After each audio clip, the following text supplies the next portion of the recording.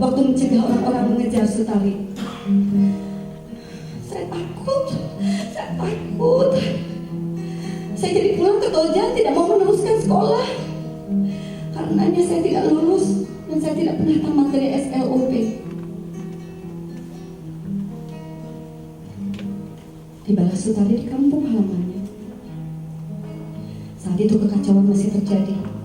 Sang ayah, Ketut Liku yang merasa bahwa rumahnya juga akan menjadi sasaran pembakaran, menitipkan sebuah tempat tidur di tetangganya supaya masih ada tempat untuk Tari dan adik-adiknya jika mereka kelak ingin libur.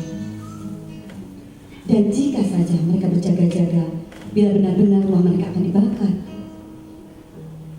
Namun tak disangka bahwa gagasan menitip Dipan justru membuat Ketut Liku celaka. Ya, ada saudara juga lapor sama orang yang baju loreng kalau bapak titip Dipan. Bapak ditanya kenapa titip Dipan, lalu dijawab saja, ya biar nanti adalah tempat tidur buat anak-anak kalau rumah dibakar. Jawaban Ketut Liku ternyata membuat orang berpakaian loreng itu marah dan memukulnya hingga pingsan. Sutari ingat betul ketika ayahnya dipaksa bangun dengan disodok popor di senapan hingga berdiri sempoyongan. Namun kepolosan jiwa anak-anak ternyata menyelamatkan Tari, adik-adik dan orang tuanya. Melihat 4 orang anak kecil meringkuk ketakutan di tempat tidur, orang-orang itu urung membakar rumah Ketut Liku.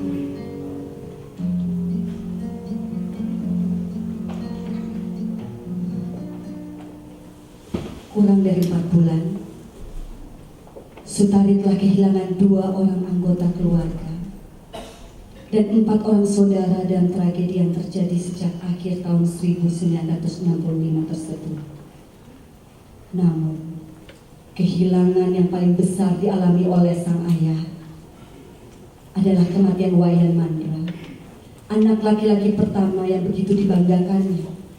Seorang pemuda cerdas yang menjadi panutan bagi adik-adiknya, dirinya sendiri, bahkan lingkungan di sekitarnya, juga tumpuan harapan sebuah keluarga. Terlebih lagi, kematian putra sulungnya terjadi karena pengkhianatan kerabatnya sendiri. Duka mendalam yang tak kunjung sirna membuat Ketut Liku seakan larut. Tentangnya, ingatan penyesalan sang ayah atas kematian bapaknya adalah penggalan cerita yang paling menyentuh emosi Sutari.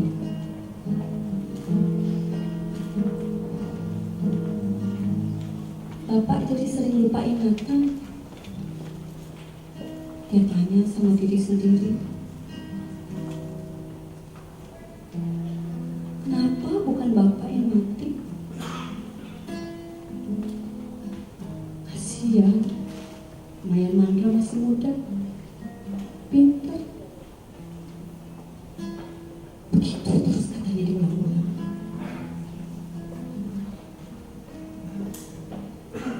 Entah kenapa Ketut Liku menyadari bahwa kematian anak pertamanya, bahkan setelah kekacauan yang mencekam itu berakhir, seorang anak perempuan yang ngeluh Sutari masih harus bertahan hidup dalam bayang-bayang gelap tragedi 65.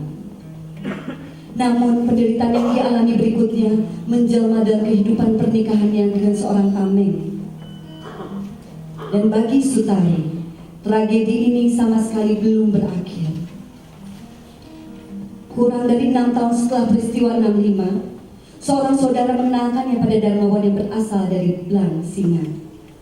Sejak awal, Sutari mengetahui bahwa Darmawan adalah seorang tameng. Namun akhirnya, Darmawanlah yang ia nikahi pada tahun 71. Ayahnya tidak pernah menyetujui pernikahan ini. Dengan keras, Ketut Liku mengingatkan putrinya tentang kematian kakaknya.